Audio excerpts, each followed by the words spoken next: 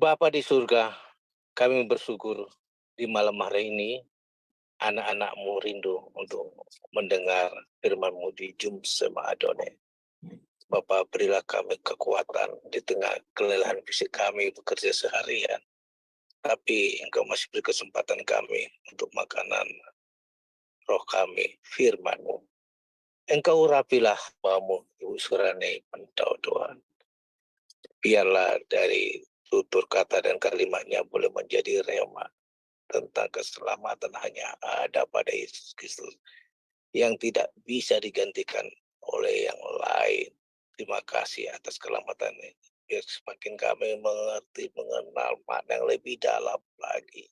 Supaya kami menggenggamnya, tidak melepaskan dengan goda apapun, menggantikan dengan hal-hal yang berbau mamon.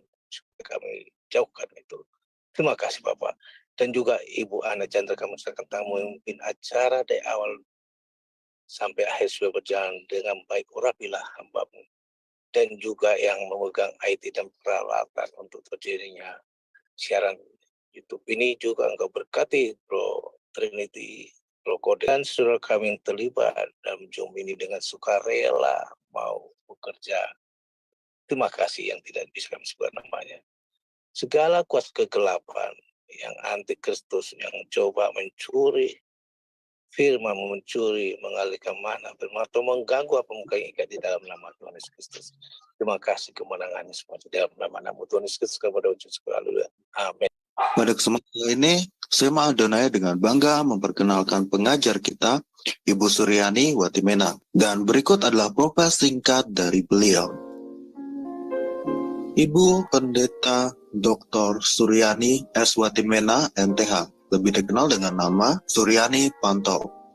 Lahir di Tanjung Uban, 11 Februari 1962. Beliau mengenyam pendidikan di SD Negeri 1, Tarempario, SMP Gideon, Jakarta Utara, SMA Negeri 13, Jakarta Utara, Sarjana Teologi, School for Advanced Studies, SAS, Word of Life, Philippines, Major Theology, Torpedo Bible School, Manila, Philippines, Major Missiology, Torpedo South Bible, Reverend Crest Chalet, ST Sport, Colorado, USA, STT Inalta, Magister Theology, STT IKAT, Pasca Sarjana, Doctoral Ministry, Konversi Proses to DDH. Pengalaman pelayanan. Pengurus Bendahara Pamukri, Persekutuan Pemuda Indonesia, Youth for Christ, mengajar sekolah minggu, pelayanan dari COCM dan Berita Hidup, mengajar Bible Study Muda-Mudi Indonesia, Makati, Filipina, mengajar Bible Study khusus ibu-ibu diploma Kedutaan Indonesia Makati, Filipina, penyiar radio Kristen FEBC, Far East Broadcasting Company International, pelayanan di Handicap Hospital, Colorado, pelayanan penginjilan keliling bersama tim Ambassador Internasional sebagai penterjemah dan pengkhotbah. Di hospice menjadi pendeta oleh Sinode Gereja Kristen Sahabat Indonesia (GKSI). Sekarang jadi GSI, Gereja Sahabat di Indonesia.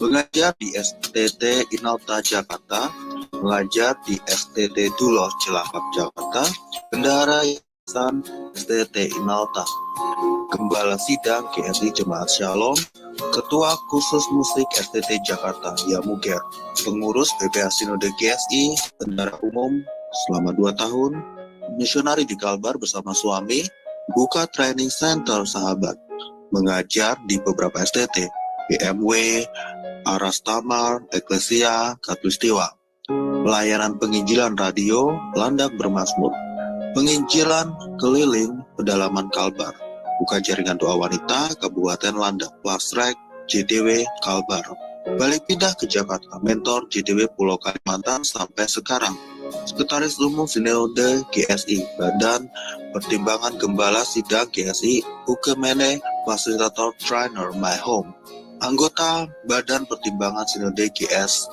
Gembala Sidang GSI Sejauh, Wakil Gembala Gereja RCCG City of David, Jakarta, YouTuber anggota ASTI dengan nama channel Suryani Pantau. Dari Zoom SMA Adonai terus menyuarakan pengajaran firman Di luar negeri, di mana saja Anda berada. Ya, pada malam ini kita akan lanjut pelajaran kita mengenai keselamatan hanya ada di dalam Tuhan Yesus. Kita serahkan sekali lagi doa ya. Kami serahkan ini ke dalam tangan Tuhan. Kami minta Roh Kudus menyingkapkan kebenaran-Mu supaya apa yang kami dengar kami dapat mengerti, pakai hamba urapi dengan kuasa-Mu. Berfirmanlah Tuhan, kami siap mendengar dalam nama Yesus. Haleluya. Amin. Ya, ayat kunci kita masih sama, yaitu di dalam Kisah Rasul pasal 4 ayat 12 ya.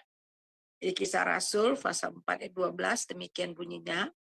Dan keselamatan tidak ada di dalam siapapun juga selain di dalam Dia, sebab di bawah kolong langit ini tidak ada nama lain yang diberikan kepada manusia yang olehnya kita diselamatkan. Sekali lagi, dan keselamatan tidak ada di dalam siapapun juga selain di dalam Dia. Jadi jelas firman Tuhan tegas sekali mengatakan bahwa keselamatan tidak ada di dalam siapapun selain di dalam Dia, di dalam Tuhan Yesus Kristus. Karena Dialah jalan, kebenaran, dan hidup. Tidak ada seorang pun sampai kepada Bapa kalau tidak melalui aku, kata Tuhan Yesus. Sebab di bawah kolong langit ini tidak ada nama lain yang diberikan kepada manusia yang olehnya kita selamat. Jadi hanya di dalam Tuhan Yesus kita dapat diselamatkan. Nah, minggu lalu kita sudah belajar bagaimana eksistensi manusia sebelum dan sesudah jatuh ke dalam dosa. Nah, hari ini kita akan melihat ya kembali bahwa manusia itu diciptakan menurut gambar dan rupa Allah. Jelas ya, bahwa manusia itu diciptakan menurut gambar dan rupa Allah. Jadi manusia itu, saya singkat apa yang kita pelajari minggu lalu. Manusia adalah makhluk yang berakhlak. Manusia itu adalah makhluk yang bermartabat atau makhluk yang bermoral. Karena apa? Karena kita diciptakan menurut gambar dan rupa Allah. Itu artinya bahwa kita diciptakan di dalam karakternya Allah. Apa itu karakternya Allah? Yaitu kekudusan, dia mulia, kudus, benar, dan adil. Jadi kita diciptakan menurut gambar dan rupa Allah, itu berarti kita diciptakan langsung mengemban langsung karakter Allah. Yaitu dalam kemuliaan, di dalam kekudusan, di dalam kebenaran, dan di dalam keadilan. Nah, kita ini adalah refleksi dari karakter Allah itu sendiri. Ini luar biasa, saudara ya. Jadi manusia adalah makhluk yang sempurna, lebih mulia daripada ciptaan-ciptaan yang lain. Kalau ciptaan yang lain hanya lewat firman semuanya jadi. Bisa saudara bayangkan seluruh dunia ini dengan segala isinya, yang kita lihat ini hanya ini sudah indah, bagaimana di alam angkasa sana. Planet, bintang ya, kemudian bulan, matahari, antariksa, galaksi dan sebagainya. Wow, luar biasa. Semuanya itu diciptakan hanya lewat firman. Bahkan semua binatang-binatang yang ada di laut, ya, di darat dan di laut, semuanya itu lewat firman. Segala tumbuh-tumbuhan, semuanya lewat firman. Itu dahsyat banget. Jadi tetapi ketika dijadikan manusia mau diciptakan, manusia lewat sidang ilahi. Marilah kita. Jadi Allah Bapa, Anak, dan Roh Kudus ya mengatakan marilah kita menjadikan manusia, menciptakan manusia. Jadi kita lihat kata di dalam, mari kita lihat itu di dalam Kejadian pasal yang pertama, ayat yang ke-26. Kejadian yang pertama, ayat yang ke-26. Ya. Kejadian pertama, ayat yang ke-26. Ya, silakan baca. Kejadian 1 ayat 26, berfirmanlah Allah, baiklah kita menjadikan manusia menurut gambar dan rupa kita, supaya mereka berkuasa atas ikan-ikan di laut dan burung-burung di udara dan atas ternak dan atas seluruh bumi dan atas segala binatang melata yang merayap di bumi. Ya, ayat 27. Maka Allah menciptakan manusia itu menurut gambarnya. Menurut gambar Allah diciptakannya dia, laki-laki dan perempuan diciptakannya mereka. Luar biasa. Jadi kita melihat di situ, saudara. Jadi benar-benar manusia ini diciptakan secara khusus dengan maksud yang khusus. Dengan tujuan yang khusus, yaitu untuk kemuliaan Allah. Nah, di dalam ayat yang ke-25b, setelah alam semesta selesai dan diciptakan, Allah berkata, Allah melihat bahwa semua itu baik. Namun ketika manusia sudah diciptakan, di dalam ayat 31, maka Allah melihat segala yang dijadikannya itu sungguh amat baik. Jadilah petang, jadilah pagi. Itulah hari yang ke-6. Jadi kalau semua ciptaan ini dengan segala apa yang ada di isinya, Tuhan katakan di situ semuanya baik. Tetapi ayat 31, sekali lagi kita coba baca, Bu. 31. Maka Allah melihat segala yang dijadikannya itu sungguh amat baik. Dan jadilah pagi, itulah hari ke-6. Ya, kita melihat di sini sungguh amat baik. Jadi kita melihat di sini bahwa kehadiran manusia di bumi semua menjadi komplit. Dan Tuhan memberi mandat untuk mengelola bumi dengan otoritas yang daripada Tuhan. Itu dapat kita baca di Kejadian 1 ayat 28. Ayat yang ke-28. Allah memberkati mereka, lalu Allah berfirman kepada mereka, beranak cuculah dan bertambah banyak, penuhilah bumi dan taklukkanlah itu, berkuasalah atas ikan-ikan di laut dan burung-burung di udara dan atas segala binatang yang merayap di bumi. Ya, ini luar biasa. Jadi kita bukan hanya diciptakan begitu sempurna, tetapi kita juga diberi otoritas untuk menaklukkan bumi, otoritas untuk memimpin. Nah, jadi kita lihat di sini, selain itu juga manusia diciptakan sebagai makhluk yang memiliki pribadi. Sama seperti Allah itu adalah pribadi. Nah, sebagai makhluk yang memiliki pribadi, kita memiliki jati diri. Kita memiliki pengenalan diri, kehendak diri, dan inilah hak azazinya manusia. Jadi sekali lagi, ini hak azazinya manusia. Jadi sebagai makhluk yang rasional dan berpribadi, karena dia itu makhluk yang berpribadi, ya kita lihat bukan hanya itu, manusia itu juga makhluk yang rasional, yang berpribadi. Kita memiliki pikiran, pertimbangan-pertimbangan. Segala sesuatu yang kita lakukan, kita putuskan, itu sudah lewat pemikiran, sudah lewat pertimbangan demi pertimbangan. Jadi ketika mereka memutuskan untuk bertindak melakukan sesuatu, itu dilakukan secara sadar. Dan juga sudah lewat pertimbangan-pertimbangan. Jadi kita lihat manusia memiliki kehendak bebas. Oleh sebab itu minggu lalu kita sudah belajar. Ketika kita melihat ketika ular datang kepada Hawa, kita melihat di dalam Kejadian pasal yang ketiga. Ya. Kejadian pasal yang ketiga. Kita baca di dalam ayat yang ya. Tetapi ular itu berkata kepada perempuan itu, sekali-kali kamu tidak akan mati.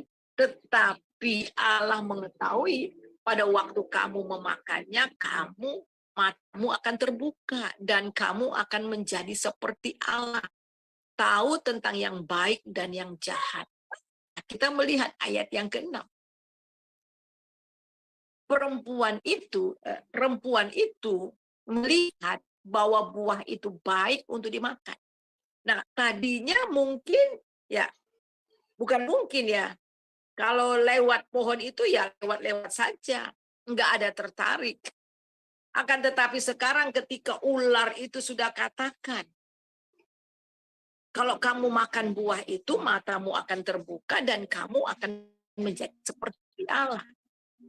Jadi kita lihat yang memotivasi daripada Hawa itu untuk makan. Manusia pertama itu makan buah itu karena ingin menjadi seperti Allah.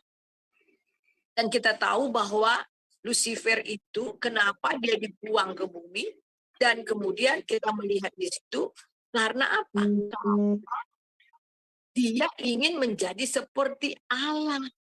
Nah itu, ingin menjadi seperti Allah. Oleh sebab itu juga dia menggoda manusia dengan hal yang sama.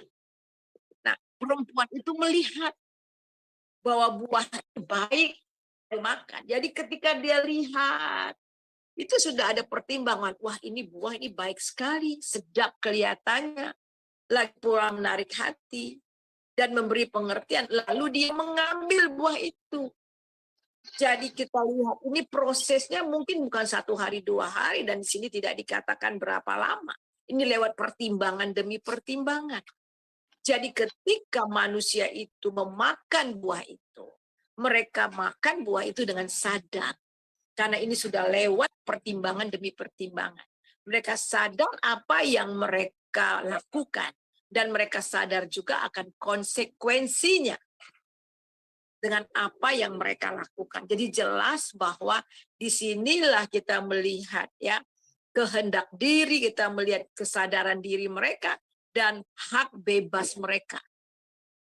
Nah, kita lihat di sini apa sih tujuan daripada sebenarnya tujuan daripada ujian itu?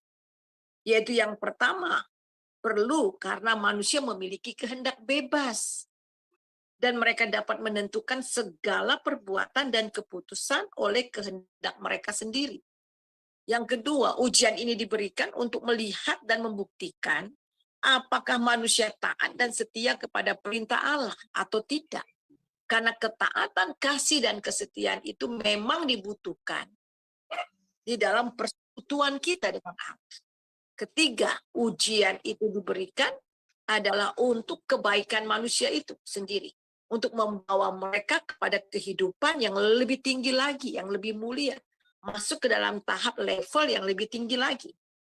Nah, jika manusia taat dan lulus dari ujian yang diberikan Allah kepada mereka, maka mereka akan menjadi manusia yang matang. Mereka akan menjadi manusia yang dewasa dalam kesucian kebenaran Allah. Dan juga akan berhasil atau menghasilkan keturunan yang benar di dalam Allah juga.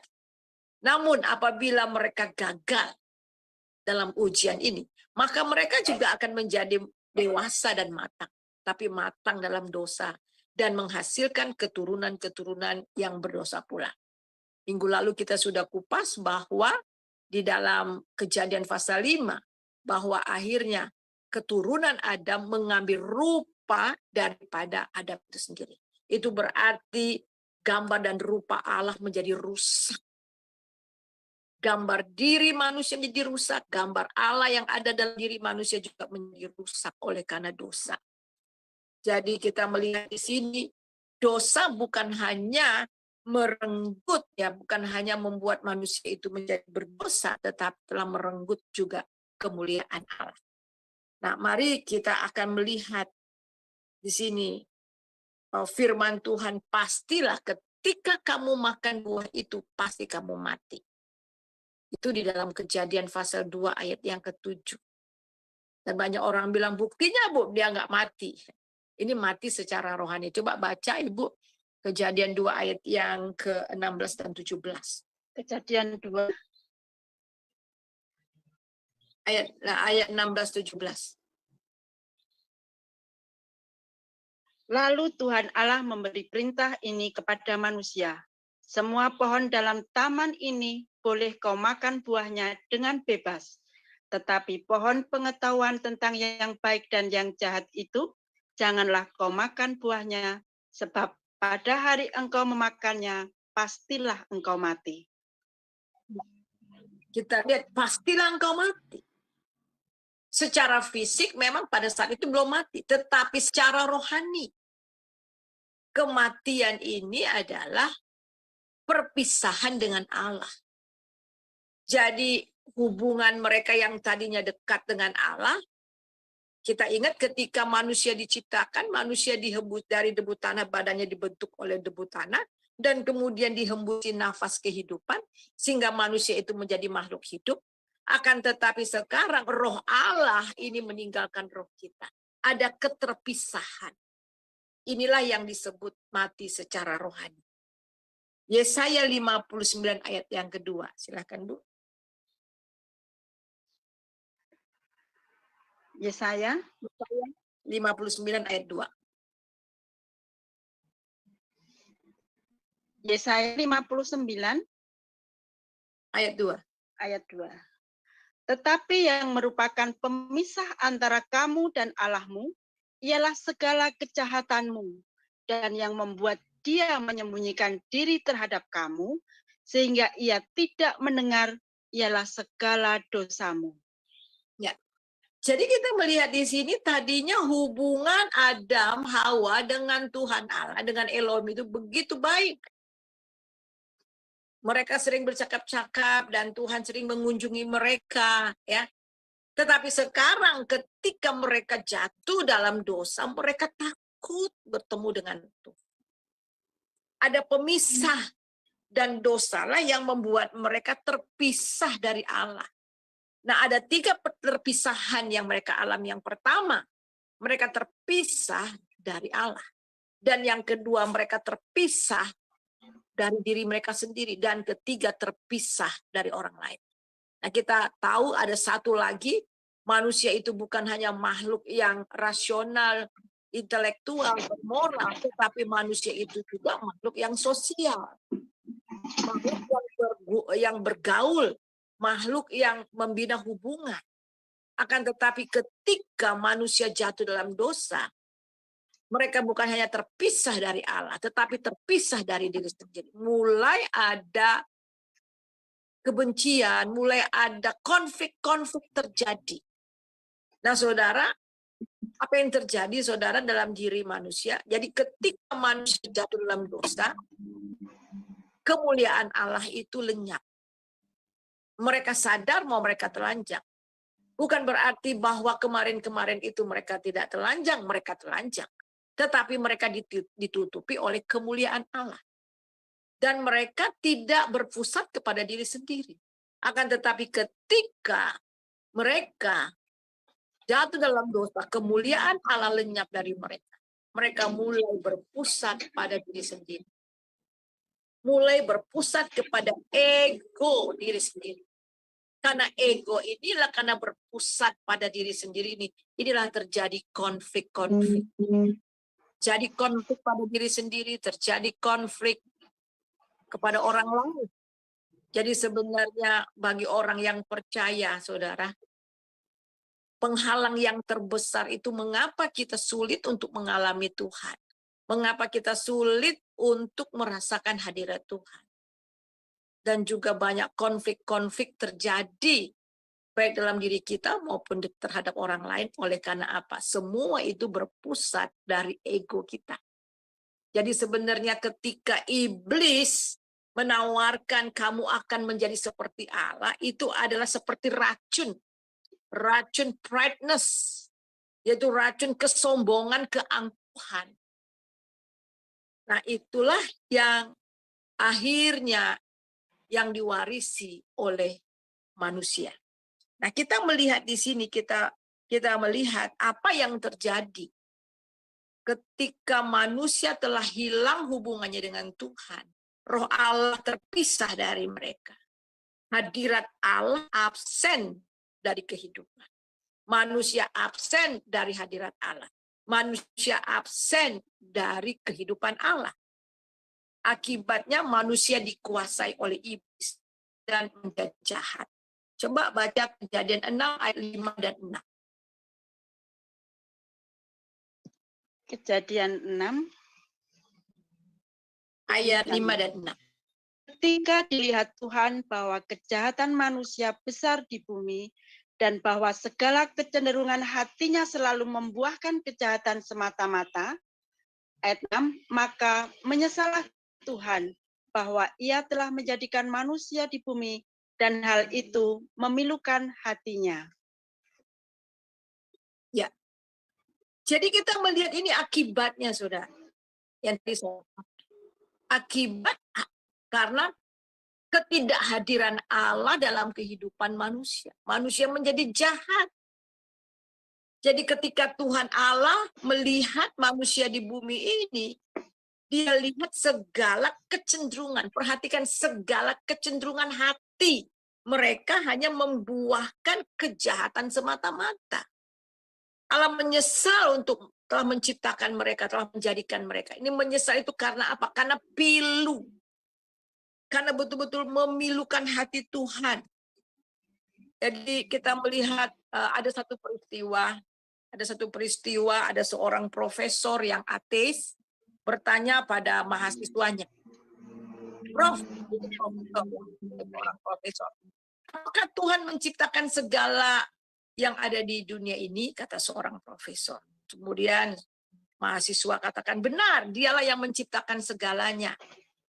Tuhan menciptakan semuanya. Tuhan menciptakan semuanya, kata profesor. Iya, kata mahasiswanya. Tuhan menciptakan semuanya. Kemudian profesor juga katakan lagi, jika Tuhan menciptakan segalanya, berarti Tuhan menciptakan kejahatan juga dong. Kemudian mahasiswa yang di kelas itu terdiam. Dan sulit untuk menjawab hipotesis profesor tersebut. Suasana hening, kemudian dipecahkan dengan seorang mahasiswa yang bertanya, Profesor, bolehkah saya bertanya sesuatu? Kemudian profesor katakan, tentu saja, jawab profesor. Kemudian mahasiswa itu bilang, Prof, apakah dingin itu ada? Profesor menjawab, pertanyaan macam apa itu? Tentu saja dingin itu ada. Kemudian mahasiswa itu menjawab dan menyangkal apa yang dikatakan oleh profesor itu. Profesor, dingin itu tidak ada. Menurut hukum fisika, yang kita anggap dingin itu adalah ketiadaan panas. Suhu 460 Fahrenheit adalah ketiadaan panas sama sekali dan semua partikel menjadi diam dan tidak bereaksi pada suhu tersebut. Jadi kata dingin itu diciptakan untuk mendeskripsikan ketiadaan panas, untuk menyatakan ketiadaan panas. Kemudian mahasiswa itu melanjutkan lagi, Prof, apakah gelap itu ada? Profesor menjawab, tentu saja gelap itu ada. Profesor itu bilang lagi, sekali lagi, Prof, kamu salah. Gelap itu tidak ada. Gelap adalah keadaan di mana tidak ada cahaya. Cahaya bisa dipelajari, gelap tidak. Jadi kita bisa menggunakan prisma Newton untuk memecahkan cahaya. Jadi beberapa warna dan pelajari berbagai panjang gelombang tiap warna. Dan dapat dipelajari berbagai gelombang dalam setiap warna. Tapi Anda tidak bisa mengukur gelap. Seberapa gelap suatu ruangan diukur dengan berapa intensitas cahaya di ruangan tersebut. Jadi kata gelap dipakai manusia untuk mendeskripsikan ketiadaan cahaya. Akhirnya mahasiswa itu bertanya lagi, Prof, apakah kejahatan itu ada? Kemudian profesor katakan, pertanyaan apa itu? Tentu saja ada kejahatan itu. Kemudian mahasiswa itu menjawab, sekali lagi Anda salah, Profesor. Kejahatan itu tidak ada. Kejahatan adalah ketiadaan Tuhan dalam diri seseorang seperti dingin dan gelap. Kejahatan adalah kata yang dipakai untuk mendeskripsikan ketiadaan Tuhan dalam diri manusia. Tuhan tidak pernah menciptakan kejahatan. Sekali lagi, Tuhan tidak pernah menciptakan kejahatan. Ada di pandangan agama yang lain, kejahatan itu diciptakan Tuhan. Tidak. Tuhan tidak pernah menciptakan kejahatan. Kejahatan itu adalah ketiadaan Tuhan. Tidak ada hadirnya Tuhan. Tidak adanya Tuhan di dalam hati manusia. Siapakah mahasiswa itu? Adalah Albert Einstein. Jadi saudara, kita melihat di sini di dalam Kejadian pasal yang ke-6 ayat 5 dan 6. Ketika Tuhan melihat manusia, kecenderungan hati mereka menghasilkan buah kejahatan semata-mata. Mengapa kejahatan semata-mata cenderung dilakukan dalam hati manusia? Oleh karena ketiadaan Allah. Oleh karena tidak adanya Allah di dalam hati manusia. Jadi saudara, kita sudah bahas minggu lalu bagaimana manusia kemudian menjadi gelap. Jadi ketika mereka betul-betul tidak ada hadirnya Allah, apa yang terjadi? Roh mereka mati. Mereka mati secara spiritual. Dan kemudian saudara, yang satu yang kita perlu ketahui.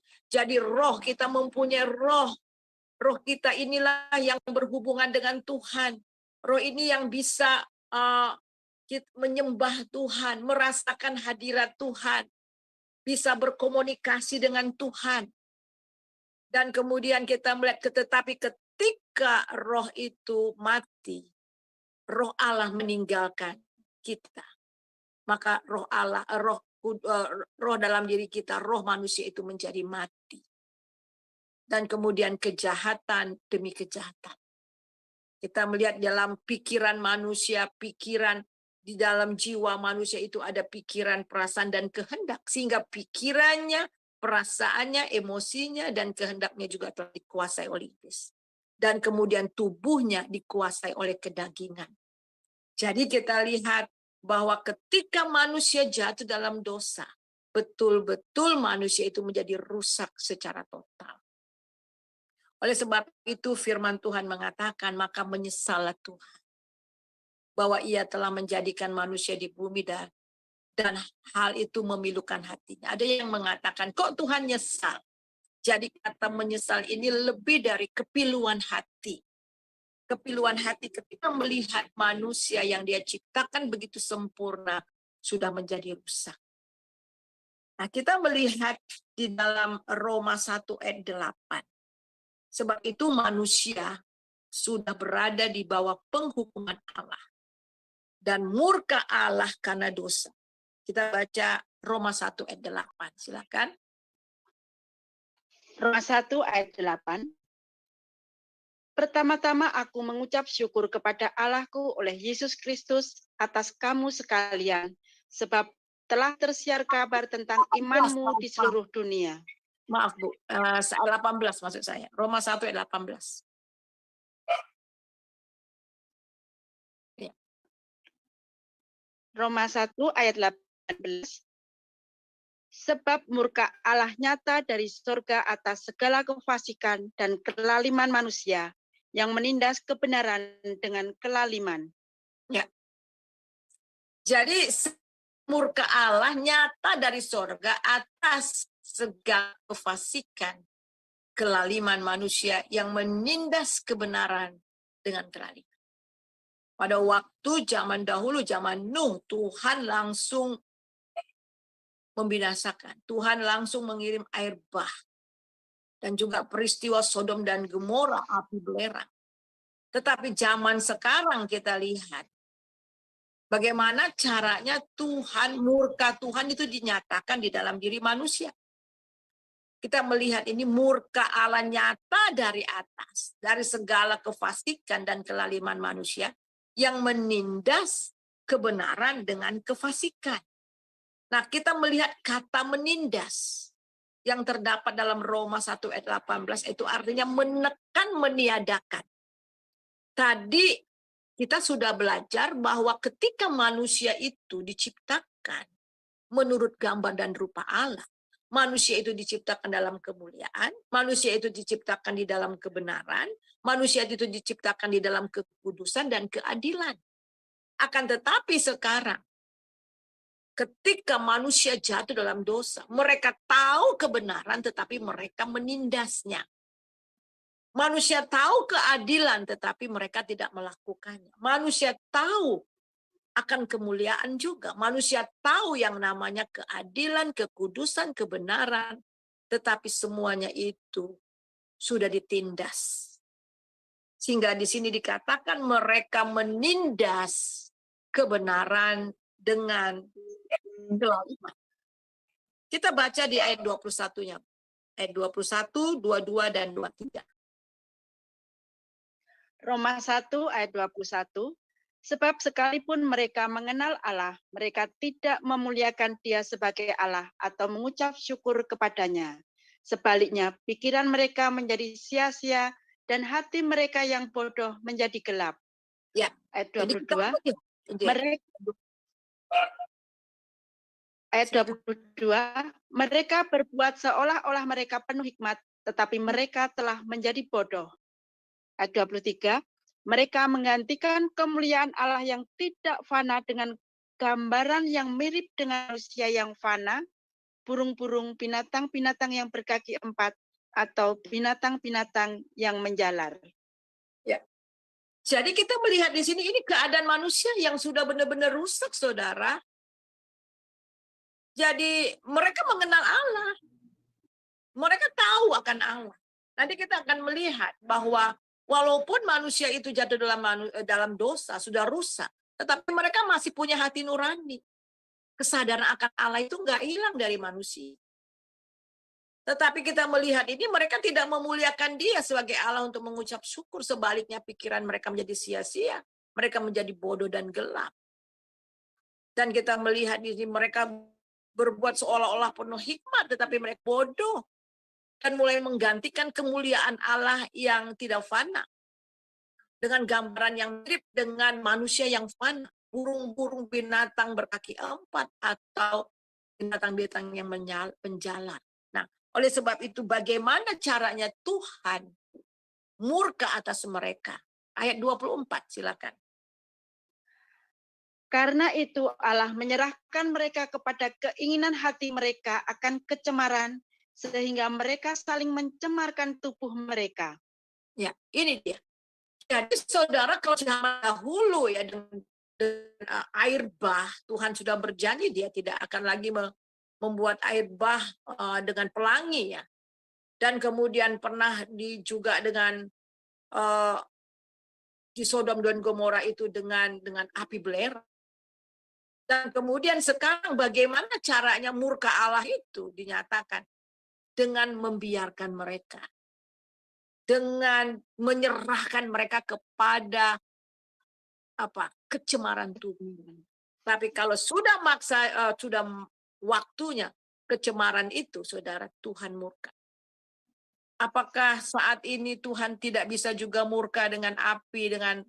Bisa saja. Ya. Nah, kita melihat oleh sebab itu, saudara, manusia semakin hari semakin jahat. Nah, kita melihat ayat yang ke-25. Baca 25. Sebab mereka menggantikan kebenaran Allah dengan dusta dan memuja dan menyembah makhluk dengan melupakan penciptanya yang harus dipuji selama-lamanya. Amin. Ya. Kemudian kita melihat mereka menggantikan kebenaran Allah dengan dusta. Nah, oleh sebab itulah ayat 26 kita melihat lagi Tuhan menyerahkan mereka, ayat 26.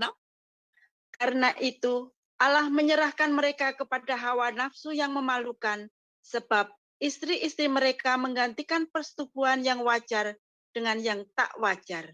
Ya, kemudian ayat 27. Demikian juga suami-suami meninggalkan persetubuhan yang wajar dengan istri mereka dan menyala-nyala dalam birahi mereka seorang terhadap yang lain, sehingga mereka melakukan kemesuman laki-laki dengan laki-laki, dan karena itu mereka menerima dalam diri mereka balasan yang setimpal untuk kesesatan mereka. Ini kita melihat di sini, saudara, sudah zaman dahulu itu sudah ada Sodom dan Gomora.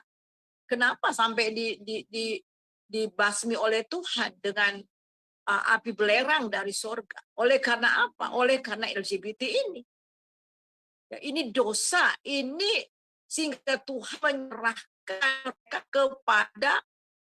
menyerahkan mereka pada hawa nafsu yang memalukan. Kita melihat sekarang ini apa yang terjadi di dunia ini, saudara. Sepertinya banyak orang yang menerima, bahkan ada beberapa gereja di luar sana menerimanya, menikahi sejenis, laki-laki dengan laki-laki, perempuan dengan perempuan. Kok kelihatannya Tuhan diam saja gitu. Kenapa nggak langsung basmi mereka dengan api atau dengan apa gitu ya? Ternyata di sini Tuhan murka Allah, Tuhan tunjukkan justru Tuhan menyerahkan mereka kepada hawa nafsu. Hawa nafsu mereka yang menyala-nyala itu.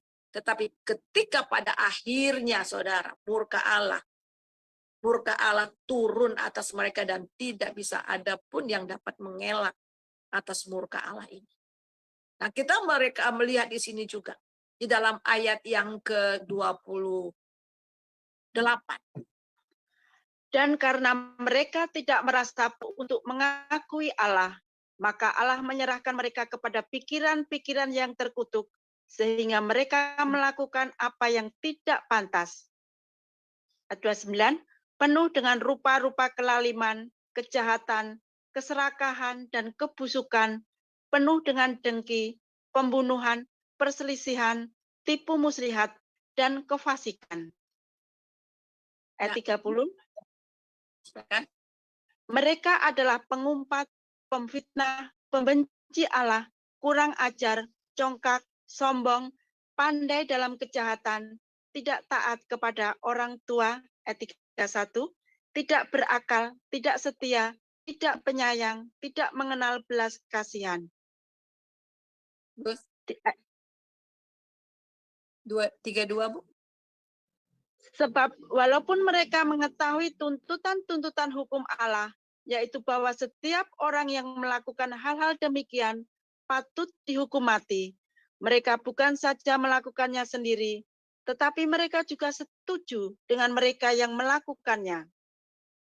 Nah, kita melihat di sini betul-betul manusia itu sudah rusak gambar dirinya. Benar-benar rusak gambar diri mereka rusak. Menurut gambar dan rupa Allah juga rusak.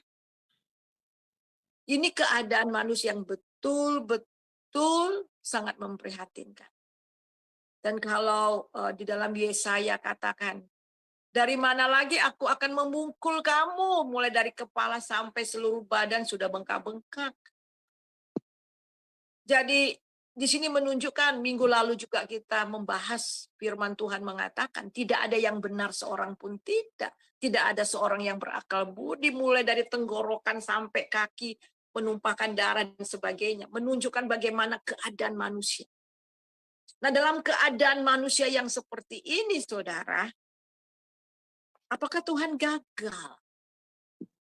Apakah Tuhan give up, saudara? Tidak. Tuhan tidak pernah give up. Dia tidak pernah give up. Dan rencananya kepada manusia tetap pada rencananya semula. Yaitu supaya manusia memuliakan nama Dia.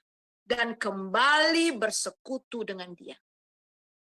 Jadi kita harus tahu bahwa kenapa pada waktu Adam sudah jatuh dalam dosa, Tuhan bertanya, Adam, di manakah kamu? Apakah Tuhan tidak tahu Adam di mana? Tahu. Tetapi minta pengakuan.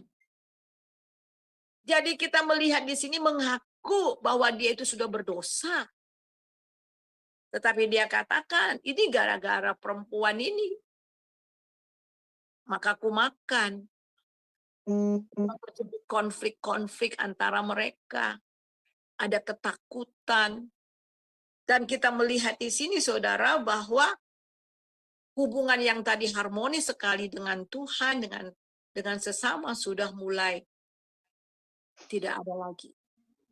Anak daripada Adam, yaitu kita lihat Kain, kemudian membunuh adiknya Habel, dan seterusnya.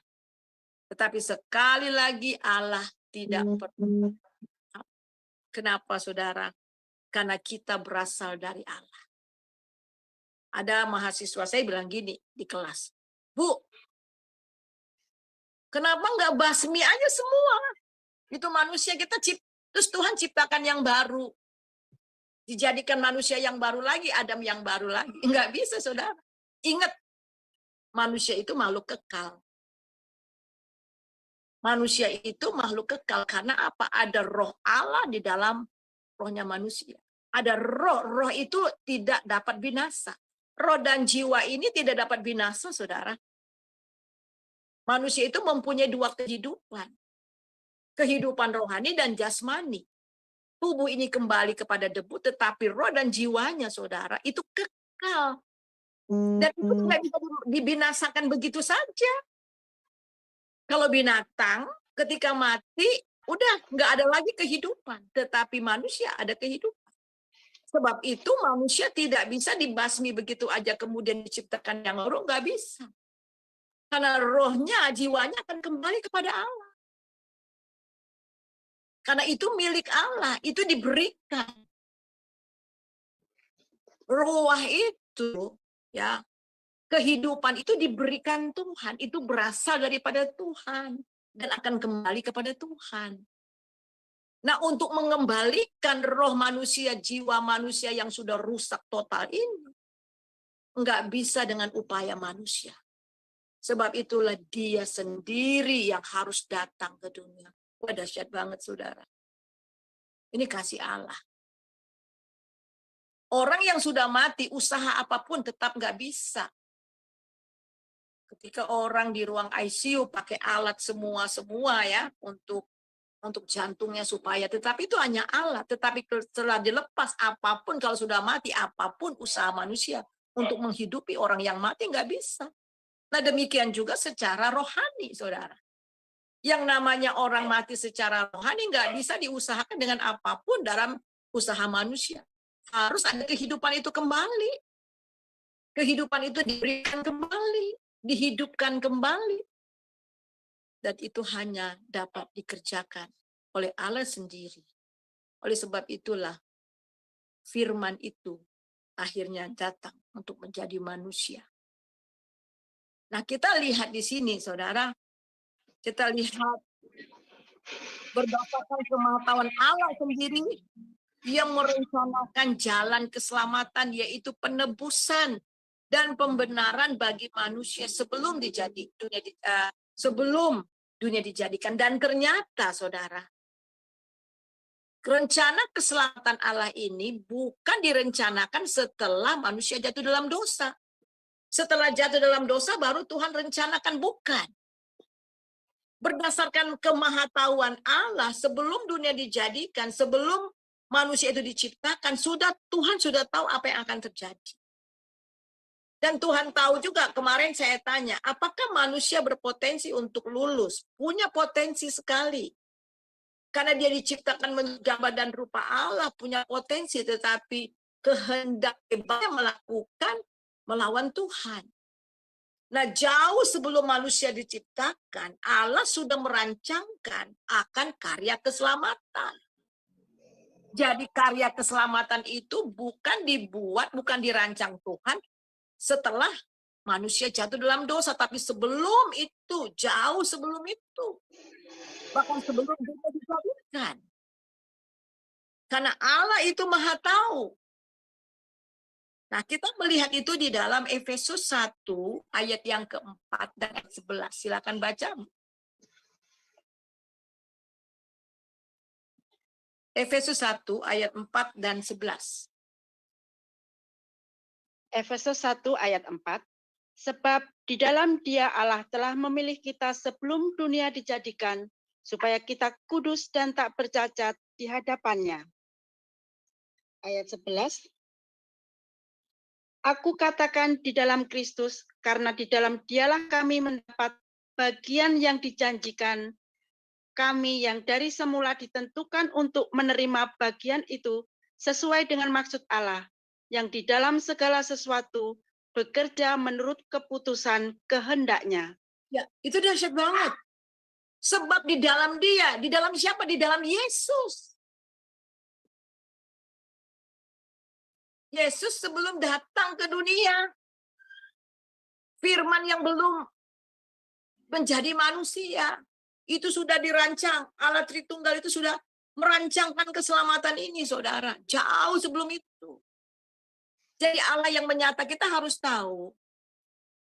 Ya, Allah yang menyatakan dirinya kepada manusia itu adalah manusia Yesus Kristus. Yaitu Yesus yang firman yang menjadi manusia.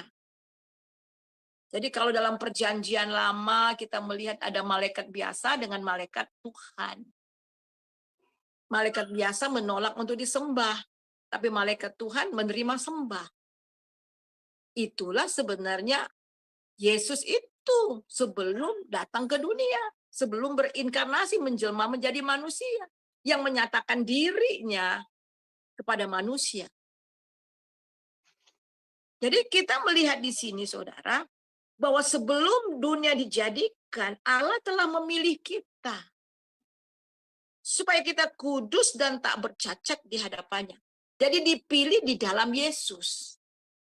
Ada orang mengatakan, wah berarti keselamatan itu ada yang ditentukan selamat, ada yang ditentukan tidak selamat. Bukan itu maksudnya. Tetap memilihnya di dalam Yesus. Jadi bagi orang yang percaya di dalam Yesus, percaya kepada Yesus, keselamatan itu menjadi miliknya. Jadi itu. Nah, kita melihat di sini bahwa supaya kudus dan tak bercacat di hadapannya. Aku katakan di dalam Kristus, sekali lagi di dalam Kristus. Jadi sekali lagi keselamatan hanya ada di dalam Yesus Kristus. Yesus Kristuslah juru selamat. Kalau akhir-akhir ini banyak yang mengatakan Yesus bukan ada yang mengatakan sibuk membahas, ada yang mengatakan Yesus bukan juru selamat, itu salah. Yesus adalah juru selamat dan Dia juga kita melihat hanya di dalam Dia, dalam Kristus. Dan di dalam Dialah kami mendapat bagian yang dijanjikan. Hanya dalam Yesus. Kami yang dari semula ditentukan untuk menerima bagian itu sesuai dengan maksud Allah. Di dalam segala sesuatu bekerja menurut keputusan kehendak. Ini dahsyat, saudara. Jadi rencana Allah. Tidak peduli bagaimanapun jahatnya kita. Kata memang kita jahat. Ada orang bilang, Bu, saya nggak pernah membunuh. Saya nggak pernah melakukan kejahatan bagi orang. Apa saya masih perlu terima Yesus, Bu? Saudara, kata dosa, berdosa di dalam Alkitab, nanti kita akan pelajari beberapa waktu akan datang, konsep dosa di Alkitab dan konsep dosa di luar. Konsep dosa di Alkitab itu bukan perbuatan, tetapi itu adalah status. Itu lebih dari perangai hati. Walaupun mungkin secara perbuatan kita tidak melakukan seperti orang yang lakukan. Tetapi status orang itu tetap orang berdosa. Dan satu lagi, itu perangai hati. Walaupun tidak dilakukan, tetapi ada dalam pikiran, dalam perasaan, dalam kehendak, itu sudah dosa. Jadi tidak ada orang yang tidak berdosa. Alkitab katakan tidak ada yang benar seorang pun tidak. Oleh sebab itu semua orang membutuhkan Yesus. Teman saya datang membesuk tantenya. Tantenya ini orang Kristen juga, tetapi ya Kristen begitu. Ya, jadi keponakannya datang, kemudian ajak berdoa, ajak untuk terima Yesus. Wah, bagaimana saya mau terima Yesus? Katanya saya orang baik kok. Saya nggak melakukan, saya suka kasih sedekah. Saya rajin ke gereja, ya. Saya lakukan banyak hal. Masa saya harus terima Yesus juga? Nah ini, jadi saudara lihat, kata Paulus, kita dibenarkan bukan berdasarkan kebenaran kita, tapi berdasarkan kebenaran Allah. Amin. Amin. Amin ya. Jadi kita lihat di sini bahwa rencana Allah itu, keselamatan itu jauh sebelum dunia dijadikan sudah ada di dalam pikiran Allah. Sebab itu di dalam segala sesuatu bekerja menurut apa? Keputusan kehendaknya. Coba baca di dalam ayat yang ayat Efesus pasal yang pertama, ayat yang ke-7, 8, 9. Efesus Ya, 1, mulai baca ayat yang ke-7. Ayat kelima, mulai dari kelima. dalam kasih ia telah menentukan kita dari semula oleh Yesus Kristus untuk menjadi anak-anaknya sesuai dengan kerelaan kehendaknya. Ayat 6, supaya terpujilah kasih karunia-Nya yang mulia, yang dikaruniakannya kepada kita di dalam Dia yang dikasihinya. Ayat 7, sebab di dalam Dia dan oleh darah-Nya kita beroleh penebusan, yaitu pengampunan dosa, menurut kekayaan kasih karunia-Nya. Ayat 8, yang dilimpahkannya kepada kita dalam segala hikmat dan pengertian. Ayat 9, sebab ia telah menyatakan rahasia kehendaknya kepada kita sesuai dengan rencana kerelaannya, yaitu rencana kerelaan yang dari semula telah ditetapkannya di dalam Kristus. Ya, Ayat jelas. 10. Ya, 10 boleh. 10. Ya. Sebagai persiapan kegenapan waktu untuk mempersatukan di dalam Kristus sebagai kepala segala sesuatu, baik yang di surga maupun yang di bumi. Dahsyat. Dahsyat banget, saudara. Jadi benar-benar ya. Sebab ia telah menyatakan rahasia kehendaknya kepada kita. Sekarang kita mengerti akan kehendak Tuhan.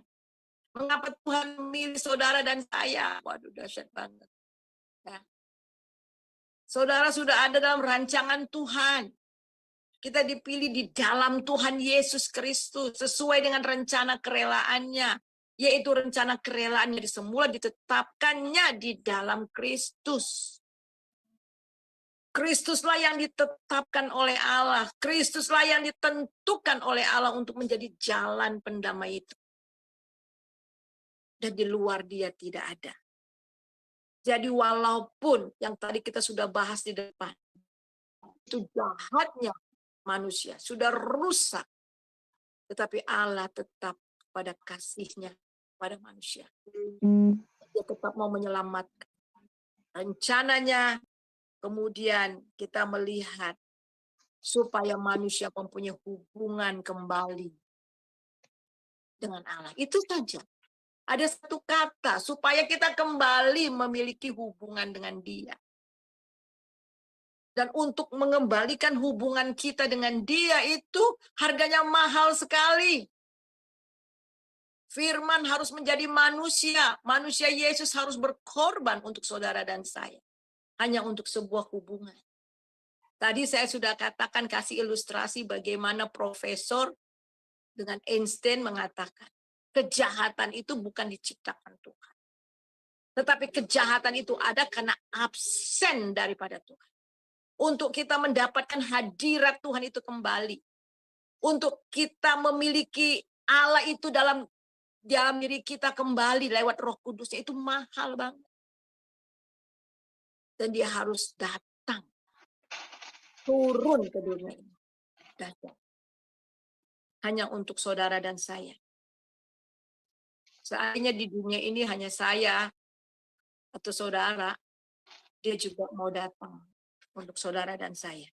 Karena bagi Dia, satu orang berharga di matanya. Dan Dia tidak menginginkan satu orang pun binasa. Coba baca di dalam Petrus pasal 3 ayat 9.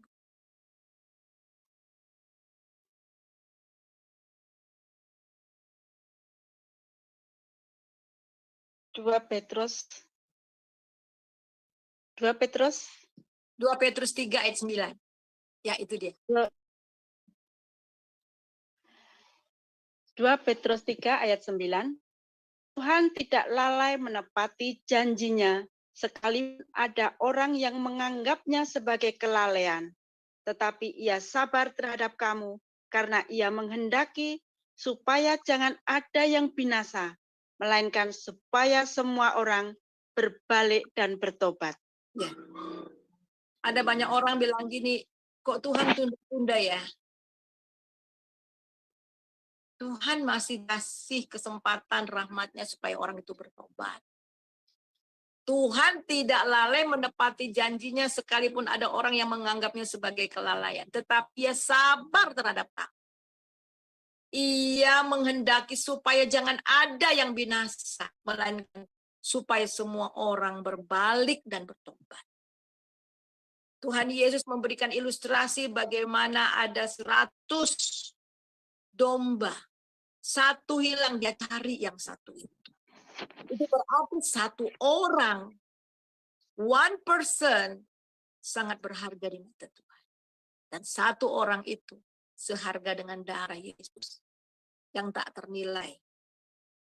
Jadi sekarang kita melihat bagaimana caranya rencana Allah ini dapat dilaksanakan. Jadi dalam melaksanakan tujuan dan rencana Allah ini, Allah mempunyai persiapan yang sangat menakjubkan. Ia mempersiapkan rencananya dengan teliti dan pasti. Pertama-tama dipersiapkan di dalam diri manusia itu sendiri. Ia menyatakan rencana penebusan keselamatan itu kepada dunia pertama lewat manusia itu sendiri. Yang pertama, dilihat dari kodrat manusia. Perlu kita ketahui, walaupun manusia telah kehilangan kemuliaan Allah, kesucian dan keadilan Allah, namun manusia tidak kehilangan kesadaran rohani atau hati nurani. Melalui kesadaran inilah Allah mulai melaksanakan persiapan dan rencananya, yaitu yang pertama, manusia sadar akan adanya Allah. Orang ateis yang dengan sombongnya tidak mengakui Allah, in the deep in their heart, in the bottom of their heart, they believe in. Dia sadar ada yang punya kuasa. Dia sadar ada Sang Maha Kuasa, tetapi karena kesombongan mereka yang seperti tadi kita baca tadi di dalam Roma pasal yang pertama, tidak ada yang bisa berdalih. Hati nurani itu ada, tetapi mereka menyangkal kebenaran dengan dusta. Jadi kita melihat di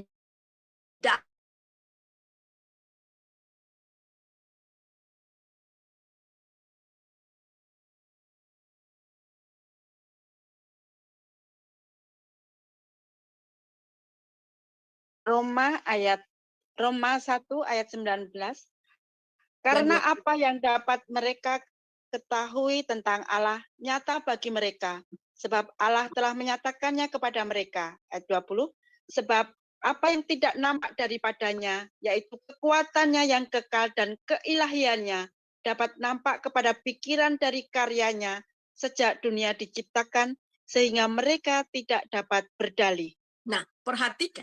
Sebab apa yang tidak nampak daripadanya, yakni kekuatannya yang kekal dan keilahiannya, dapat nampak pada pikiran karyanya sejak dunia dijadikan, sehingga mereka nggak ada dalih. Jadi manusia itu nggak ada dalih, tidak dapat berdalih yang mengatakan bahwa Allah itu tidak ada. Jadi lewat karya penciptaannya, bila kulihat bintang gemerlapan, ya, dan bunyi guru riuh terdengar. Nah, coba kalau saudara baca nyanyi itu dengan sungguh-sungguh, apa yang terjadi? Ini hati terangkat. Maka jiwaku pun memujimu, ya, dari hati. Pernah nggak saudara ketika pergi ke suatu tempat yang luar biasa dahsyat indahnya, hati saudara langsung ke Tuhan. Wow, dahsyat Tuhan itu. Wow, luar biasa Tuhan pencipta alam semesta. Hati kita langsung ke Sang Pencipta. ke Tuhan yang menciptakan karyanya. Nah, Tuhan mulai dari situ, mulai dari hati. Satu ketika saya pernah baca buku kesaksian bagaimana orang-orang bertobat. Jadi ini di satu desa di Rusia itu ateis, tidak mengenal Tuhan. Nah, ada seorang bapak dan ibu, dia sudah tua, kakek nenek, tapi mereka itu bikin patung dari pahatan. Mereka bikin patung pahatan. Tiba-tiba mereka bilang gini, si kakek bilang gini, dia bilang, "Nek, ini patung ada karena ada yang ciptain, yang menciptakan kita. Lalu siapa yang menciptakan jari kita? Lalu siapa yang menciptakan hidung kita ya? Siapa yang menciptakan kaki kita ya?" Ini kisah nyata ya, yang ditulis, yang sudah lama sekali saya baca itu. Siapa yang menciptakan ya? Ya siapa ya? Akhirnya mereka sudah mulai, terus akhirnya mereka mulai berdoa dengan seadanya. Kepada kamu kami datang,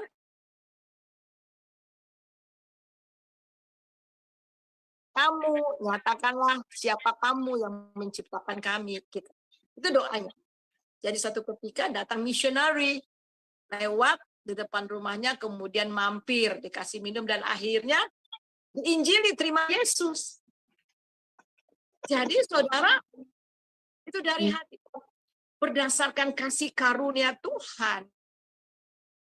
Karunia Tuhan itu bekerja dengan menggiring kita. Jadi kita itu diselamatkan karena kasih karunia. Jadi karena kasih karunia Tuhan itu menggiring kita dengan bermacam-macam persoalan, dengan bermacam-macam cara, menggiring kita sampai kepada titik kita ketemu dengan Dia.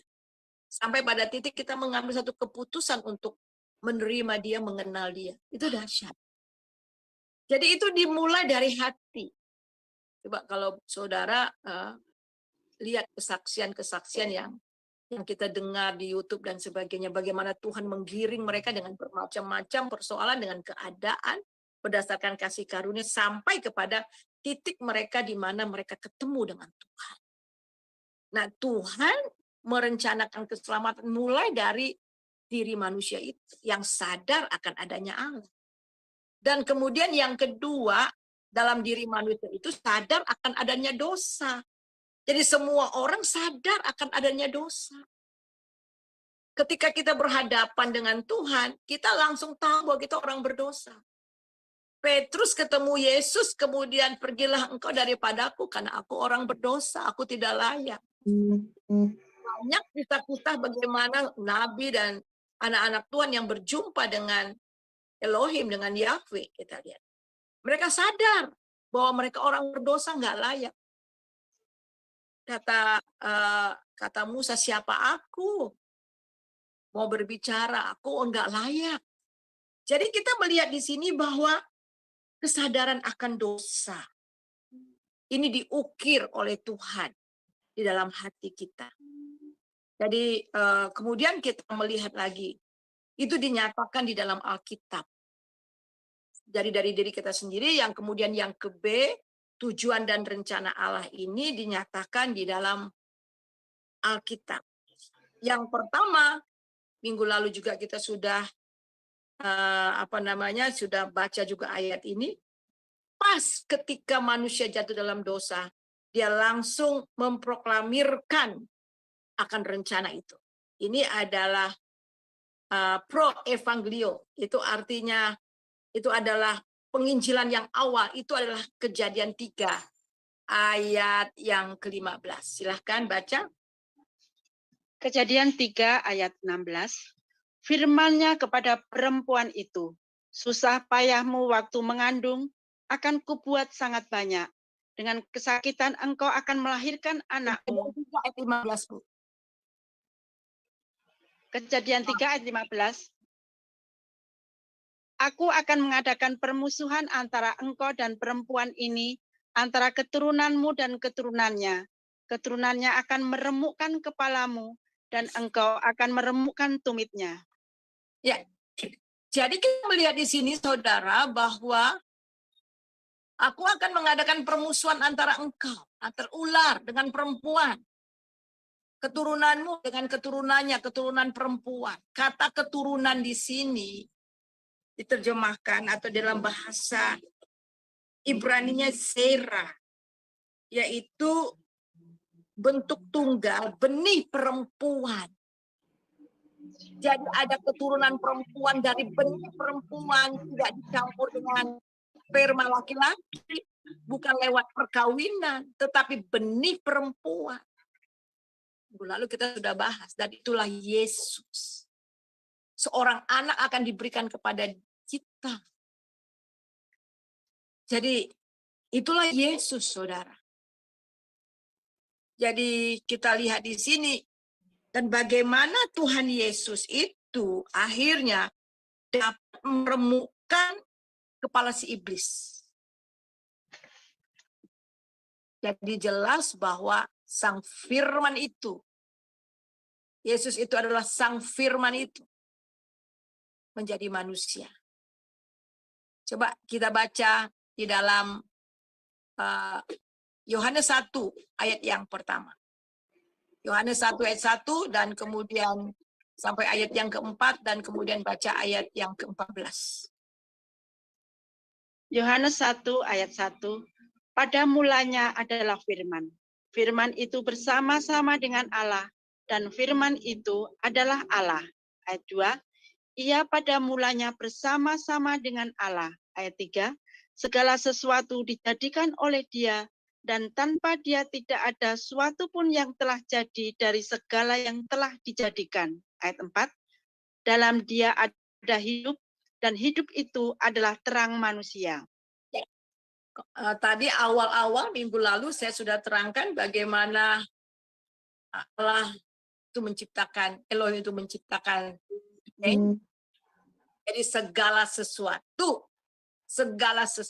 diciptakan oleh Dia, oleh Yesus. Tanpa Yesus tidak ada segala sesuatu yang dijadikan. Di dalam Tuhan Yesus ada hidup dan hidup itulah terang manusia.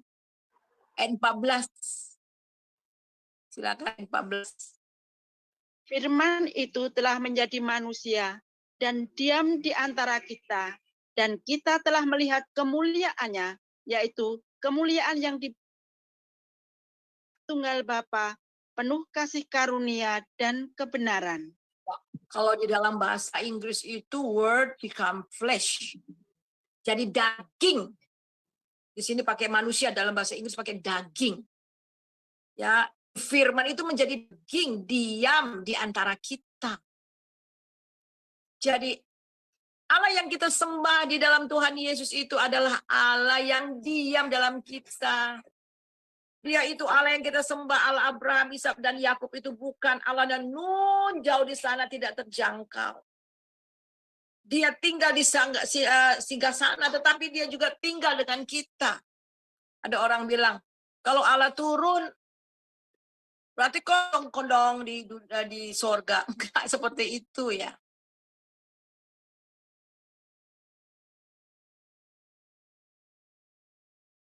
Lihat bahwa dia diam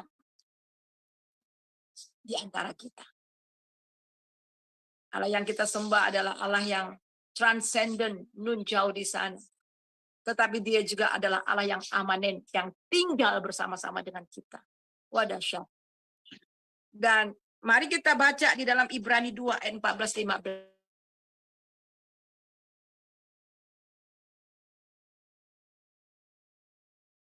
Karena anak-anak itu adalah anak-anak dari darah dan daging, maka ia juga menjadi sama dengan mereka dan mendapat bagian dalam keadaan mereka, supaya oleh kematian ia memusnahkan dia, yaitu iblis yang berkuasa atas maut. Ayat 15, dan supaya dengan jalan demikian ia membebaskan mereka yang seumur hidupnya berada dalam perhambaan oleh karena takutnya kepada maut. Ya. Jadi kita melihat di sini karena kita ini anak-anak adalah anak-anak dari darah dan daging. Maka ia juga menjadi sama dengan mereka, menjadi sama seperti kita. Dan mendapat bagian dalam keadaan kita. Dia mengambil rupa seorang manusia. Dia mengambil rupa daging, menjadi daging sama seperti kita. Supaya oleh kematiannya, ia memusnahkan dia. Kenapa Yesus harus menjadi daging? Supaya dia bisa mati. Supaya dia bisa mati untuk menebus dosa kita. Ya, di dalam daging Yesus. Justru lewat daging Tuhan Yesus. Dia menggenapi hukum Taurat. Hukum Taurat yang nggak mungkin kita digenapi di dalam Tuhan Yesus, di dalam daging Yesus. Supaya kita tidak lagi hidup oleh daging, tetapi oleh roh. Itu dalam Roma 8 ayat 3 dan 4. Jadi dia harus menjadi daging, karena kita ini darah dan daging, dia harus menjadi sama dengan kita. Supaya apa? Lewat kematiannya, dia memusnahkan dia, yaitu iblis yang berkuasa atas maut. Jadi bagaimana supaya kepala si ular itu, sengat maut itu, dapat dihancurkan lewat salib, lewat kematiannya di atas kayu salib. Supaya dia dapat membebaskan kita dari, kita lihat, dari maut, ketakutan atas maut. Jadi demi menyelamatkan manusia, dia harus datang menumpahkan darah.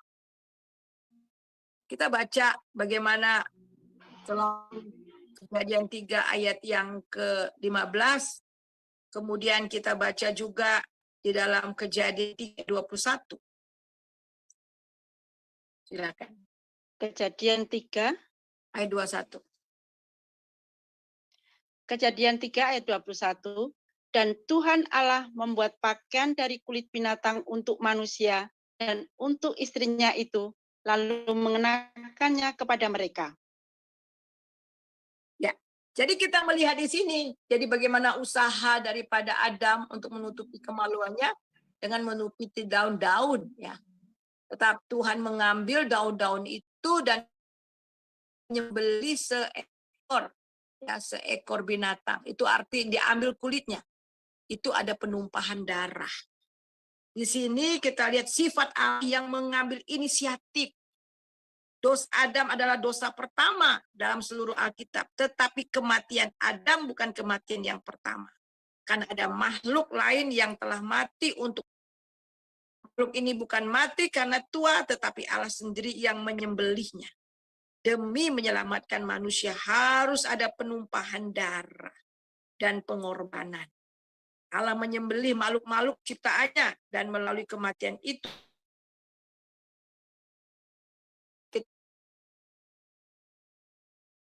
sifat dari pengganti. Oleh sebab itu, ini dapat terlihat dengan jelas ketika bangsa Israel keluar dari tanah Mesir. Ketika itu Tuhan meminta supaya taruh darah di ambang pintu sebagai tanda, sehingga pada waktu malaikat maut untuk mencabut nyawa dari anak-anak sulung dari orang Mesir, tetapi ketika lihat darah di ambang pintu orang Yahudi, anak sulung mereka selamat. Sebenarnya darah itu adalah pengganti. Domba itu mati, tetapi anak sulung itu hidup. Ini juga menggambar sifat pengganti. Jadi Yesus katakan, inilah darahku, darah perjanjian untuk pengampunan dosa manusia. Jadi ini sifat pengganti. Di dalam 2 Korintus pasal yang ke-5 ayat 21. Kan? 2 Korintus 1 ayat yang ke-20, 2 Korintus 5. Sorry, ada. Ya, silakan. Ada kucing.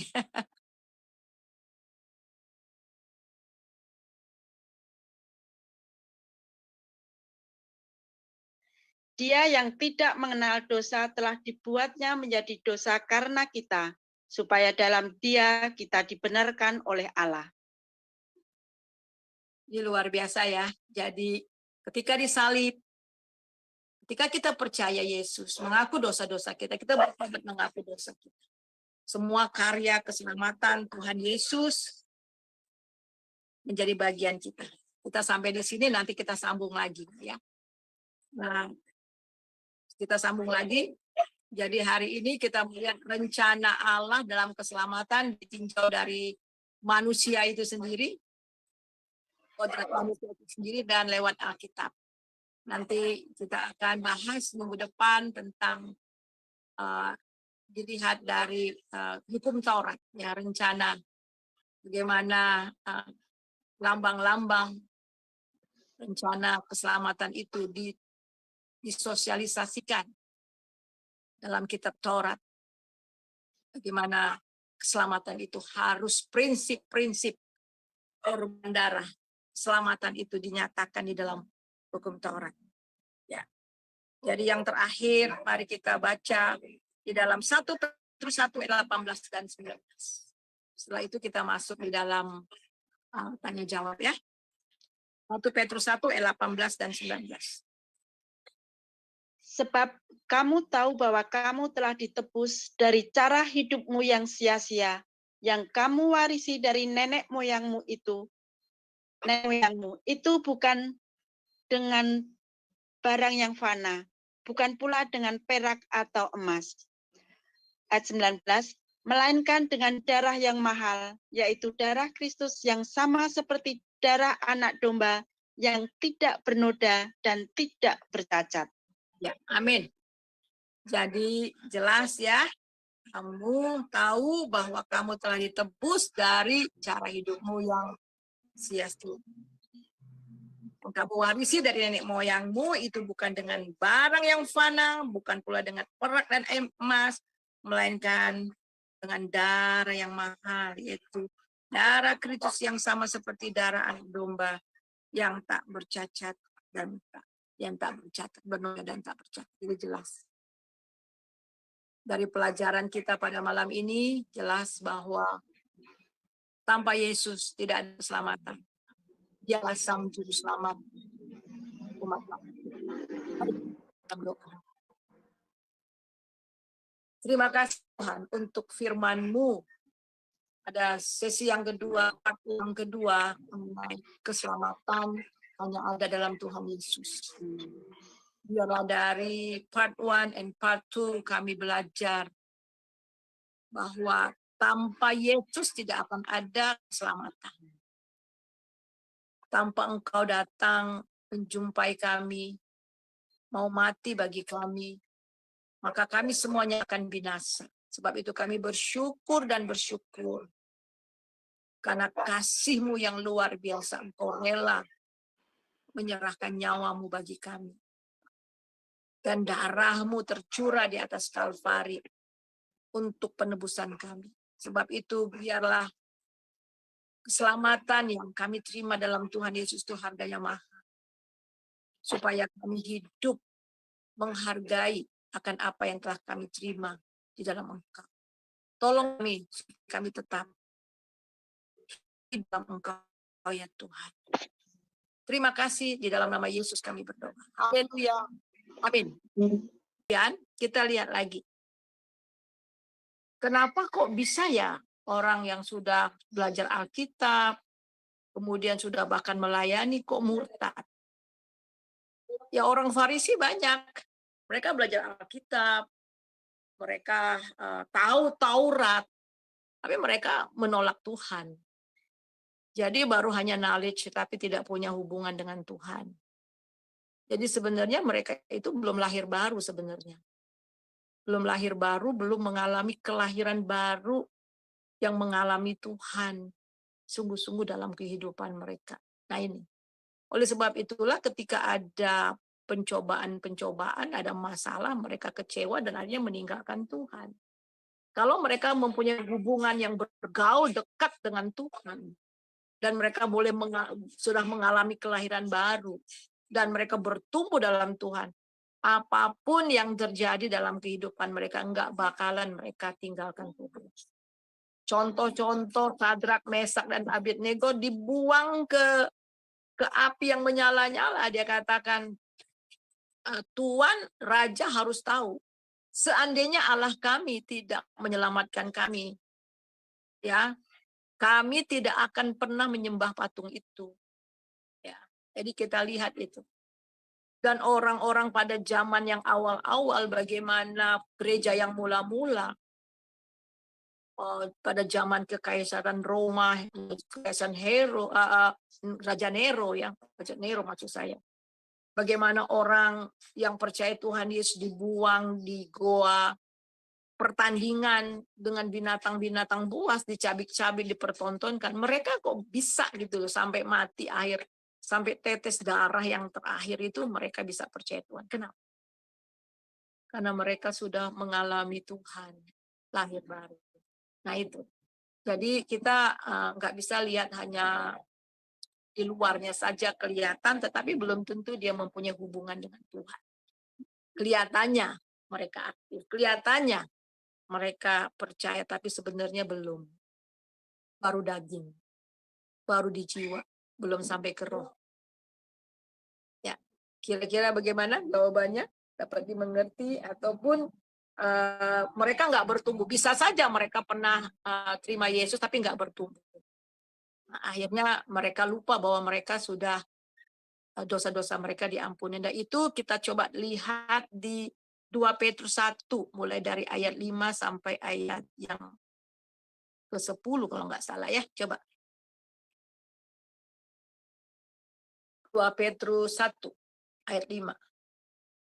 Jadi memang hubungan pribadi kita dengan Tuhan itu bukan usaha kita ya, tapi sekali lagi itu Roh Kudus, karena tidak seorang pun yang mengaku Yesus sebagai Tuhan kalau bukan digerakkan oleh Roh Kudus.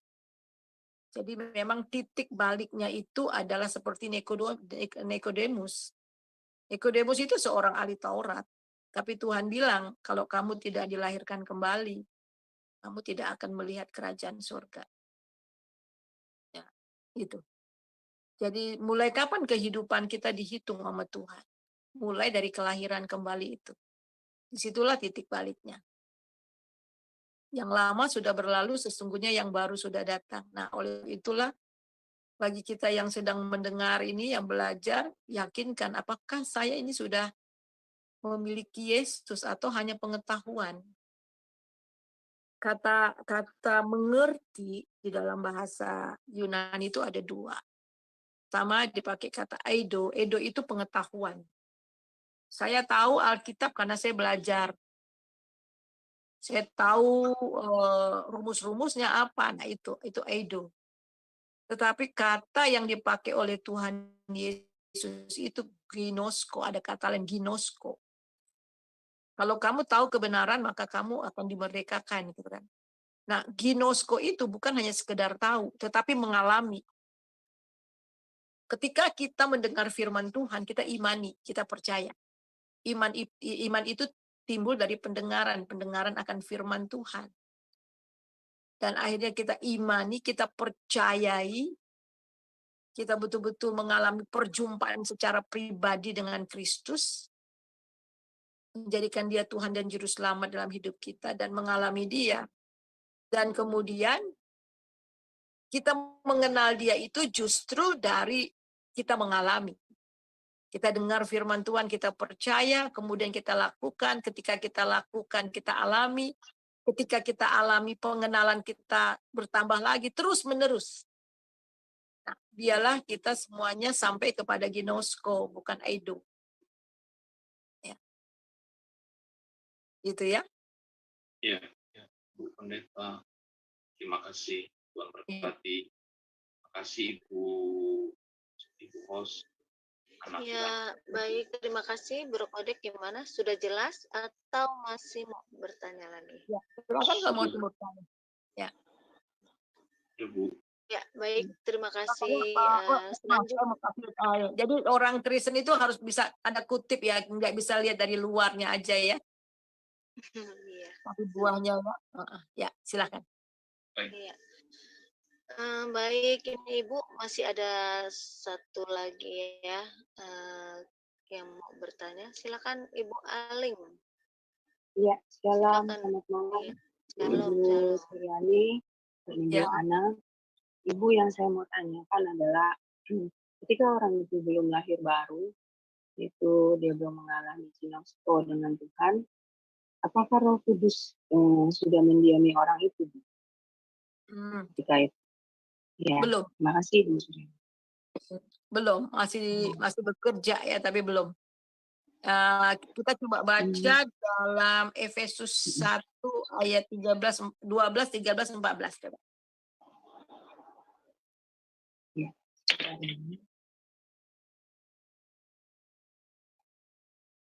Efesus 1 ayat 12 sampai 14. ya. Supaya kami yang sebelumnya telah menaruh harapan pada Kristus boleh menjadi puji-pujian bagi kemuliaannya. Di dalam Dia kamu juga, karena kamu telah mendengar firman kebenaran, yaitu Injil keselamatanmu. Di dalam Dia kamu juga, ketika kamu percaya, dimateraikan dengan Roh Kudus yang dijanjikannya itu. Ya. Dan Roh Kudus itu adalah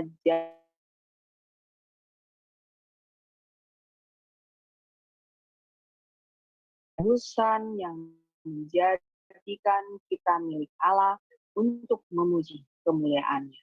Amin. Ya. Jadi syarat untuk menerima Tuhan Yesus, syarat untuk menerima Roh Kudus, terima Yesus. Ya, dilahirkan kembali. Karena ketika kita percaya Yesus, kita bertobat percaya Yesus, menerima Yesus sebagai Tuhan dan Juru Selamat, roh kita yang mati ini dihidupkan kembali oleh Roh Kudus. Kita terima Roh Kudus. Jadi yang mati ini dihidupkan kembali. Roh kita yang mati ini dihidupkan kembali. Itu dari Roma pasal 8 ayat 2. Coba, Roma 8 ayat 2.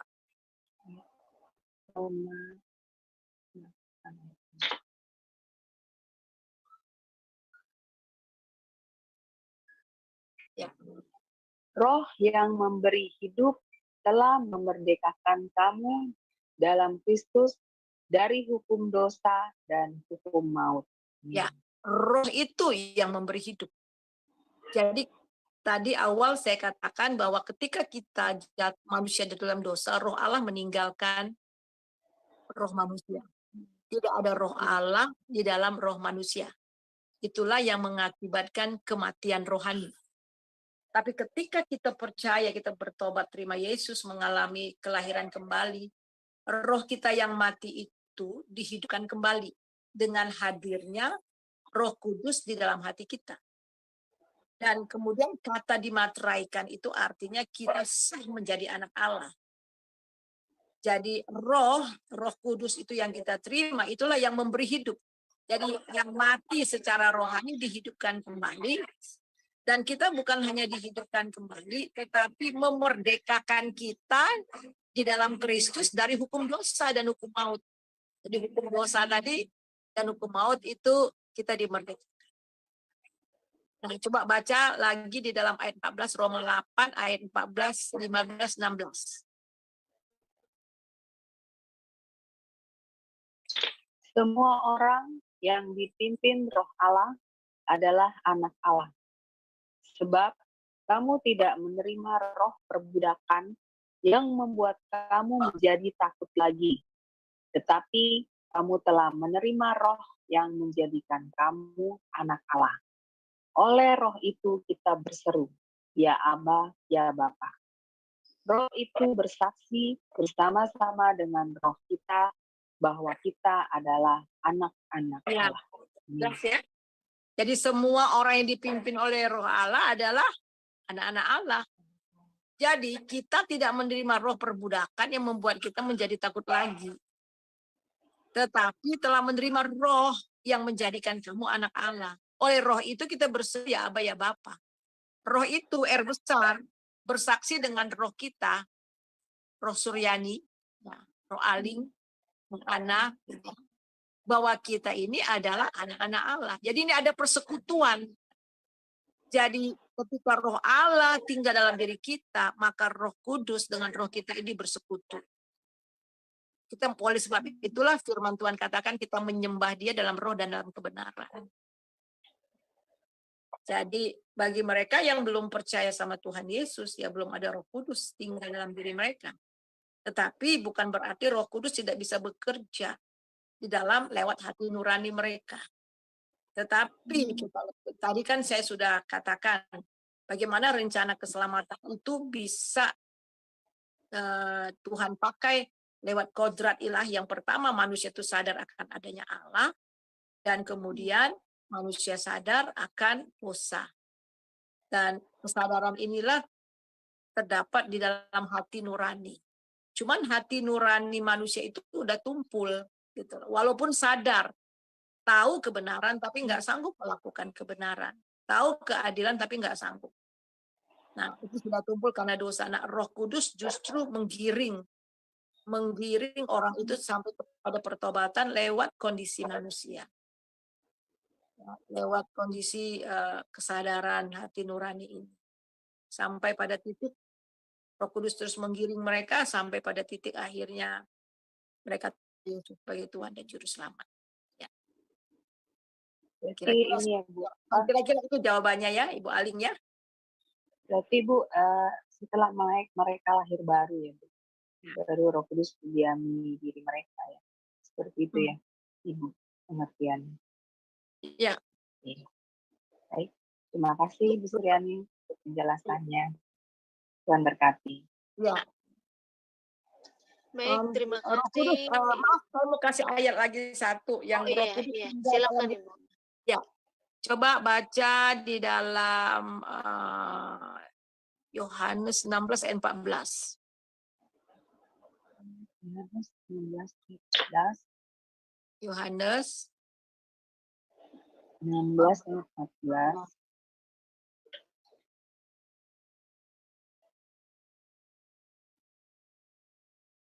Ia akan memuliakan aku, sebab ia akan memberitakan kepadamu apa yang diterimanya daripadaku.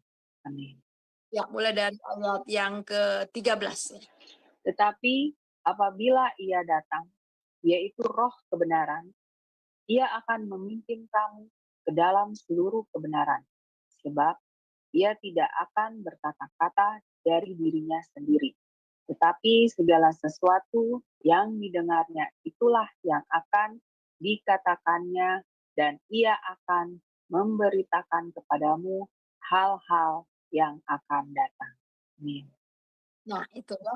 Kemudian kalau nggak salah coba itu Yohanes 14 ayat yang ke-16 coba. Tinggal sesaat saja dan kamu tidak melihat aku lagi, dan tinggal sesaat saja pula dan kamu akan melihat aku. Amin. Ya, ayat 17. Mendengar itu, beberapa dari muridnya berkata seorang kepada yang lain, apakah artinya ia berkata kepada kita, tinggal sesaat saja dan kamu tidak melihat aku, dan tinggal sesaat saja pula dan kamu akan melihat aku, dan aku pergi kepada Bapa? Maka kata mereka, apakah artinya ia berkata, tinggal sesaat saja? Kita tidak tahu apa maksudnya.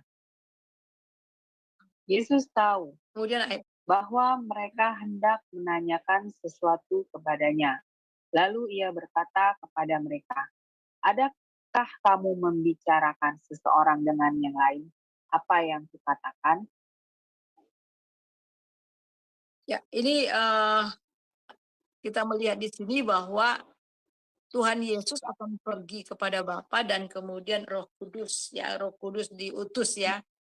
Jadi Roh penghibur. Nah, kita melihat di dalam karya keselamatan ini Allah Tritunggal bekerja.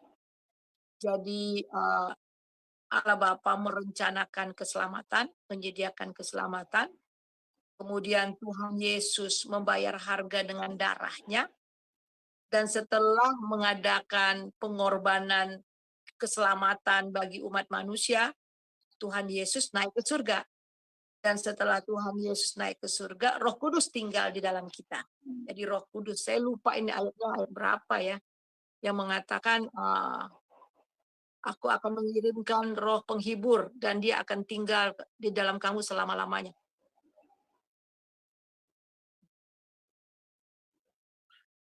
Coba lihat ya, ayat keberapa ya? Kok saya lupa ya? Ya. Yang aku akan mengutus, mungkin bisa lihat ya. Aku akan mengutus roh penghibur. Ya tuh roh penghibur ya, coba. Ya, kepadamu Aku penolong. Ya. Nah ini ya ayat yang ke-16. Ini pasal berapa? akan Yohanes 14, Ibu. Oh ya benar ya. Ya oke, ayat 16 coba silakan. Ya. Aku akan minta kepada Bapa dan Ia akan memberikan kepadamu seorang penolong yang lain, supaya Ia menyertai kamu selama-lamanya. Ya, itu dia. Jadi dia tinggal kita. Kemudian ayat 17-nya. Yaitu roh kebenaran. Dunia tidak dapat menerima dia, sebab dunia tidak melihat dia dan tidak mengenal dia. Tetapi kamu mengenal dia, sebab ia menyertai kamu dan akan diam di dalam kamu. Iya, jelas ya. Akan diam di dalam siapa? Di dalam kita ya. Jadi tadi kan ditanya apa Roh Kudus itu ada di orang yang belum percaya belum. Ya. Dia dapat bekerja. Tetapi belum tinggal menetap ya. Bekerja tapi dia belum menetap. Dia bekerja di hati nurani ya, tapi dia belum menetap di dalam hidup kita, dalam roh kita. Tapi setelah kita percaya sama Tuhan Yesus, dia tinggal tetap. Jadi Roh Kudus itu nggak keluar masuk ya saudara ya. Tetapi kalau kita melakukan kesalahan dan dosa nggak taat, dia berduka. Sebab itu jangan dukakan Roh Kudus, kata Tuhan ya. Dan jangan padamkan api Roh Kudus dalam kita. Biarlah rohnya tetap menyala-nyala. Nah, bisa saja yang tadi ya, orang itu murtad tadi kodeks ya. Saja sudah ditegur, tetap Roh Kudus terus berbicara. Lama-lama hatinya sudah menjadi batu. Sebab itulah, kalau hari ini Roh Kudus berbicara kepada kamu, jangan keraskan hati. Nah, itu dia. Kalau kita bangun pagi, Tuhan itu kasih kita pengen doa, pengen baca Alkitab, tapi ntar deh. Kita sensitif sekali, tetapi lama-lama kalau sensitif itu kita biarkan, lama-lama nggak sensitif lagi. Nah, itu juga bisa ya. Oleh sebab itulah kita juga harus benar-benar menjalankan keselamatan kita dengan takut dan gentar ya. Ya. Itu jawabannya bagaimana? Ya, baik, terima kasih Ibu Suryani untuk penjelasannya. Tuhan berkati. Ya, jadi jelas ya bahwa di bawah kolong langit ini tidak ada nama lain yang akan membawa kita kepada keselamatan, tapi hanya ada di dalam Tuhan Yesus. Seandainya Tuhan Yesus tidak pernah mati di atas kayu salib, dan darahnya tidak pernah tercurah di atas kayu salib, maka kita semuanya akan binasa. Tidak ada pengampunan. Alkitab jelas mengatakan tidak ada pengampunan tanpa penumpahan darah. Jadi darah Yesus itu adalah darah perjanjian. Dan hanya lewat darah Yesus dan hanya di dalam dia ada pengampunan dan penebusan dosa. Tidak ada keselamatan tanpa pengampunan dosa. Jadi jelas kita yang sudah terima Tuhan Yesus, mari kita tetap berdiri teguh di dalam dia dan terus memberitakan kabar baik bagi mereka yang belum pernah mendengar firman Tuhan, yang belum mendengar akan keselamatan. Jadi Kristus sudah mati buat kita, keselamatan sudah diberikan, dia naik ke surga, dia memperlengkapi 12 murid, kemudian murid-murid ini juga harus memperlengkapi dan pergi. Jadi sekarang kita mendapat legacy, kita mendapat amanat agung untuk memberitakan kabar baik sehingga banyak orang yang lebih banyak lagi orang yang percaya kepada Yesus. 2 Petrus pasal yang ketiga ayat yang ke-12. Siapa yang mempercepat kedatangan Tuhan Yesus untuk kedua kali? Kita. Seandainya semua orang Kristen memberitakan kabar baik dan membawa jiwa. Satu membawa satu, satu membawa satu. Mungkin sudah lama kita di surga. Tetapi sekali lagi dia menunggu agar semua orang berbalik dan bertobat kepada dia. Karena dia tidak mengingini satu orang pun binasa. Tetapi semua orang bertobat dan percaya. Mari kita satu dalam doa. Terima kasih Tuhan untuk kebenaran firman Tuhan yang kami pelajari pada malam ini. Terima kasih karena kami memiliki Yesus yang sudah mati dan bangkit bagi kami, bahkan sedang menyediakan tempat bagi kami. Biarlah kami yang sudah diselamatkan, yang mendapatkan kehidupan yang kekal. Kami mau sharing ini juga kepada orang lain, sehingga banyak orang lain juga boleh percaya kepadamu. Terima kasih Bapa. Saudara yang kekasih, mari angkat hati kita terima berkat daripada Tuhan. Damai, sejahtera, sukacita yang melimpah-limpah di dalam Bapa, Anak, dan Roh Kudus kiranya akan menyertai saudara mulai hari ini sampai Maranatha. Diberkatilah engkau, diberkatilah rumahmu, diberkatilah orang yang keluar masuk rumahmu, diberkatilah anak cucumu, di usaha pekerjaanmu diberkati, sehingga engkau diberkati dan menjadi berkat. Haleluya. Amin.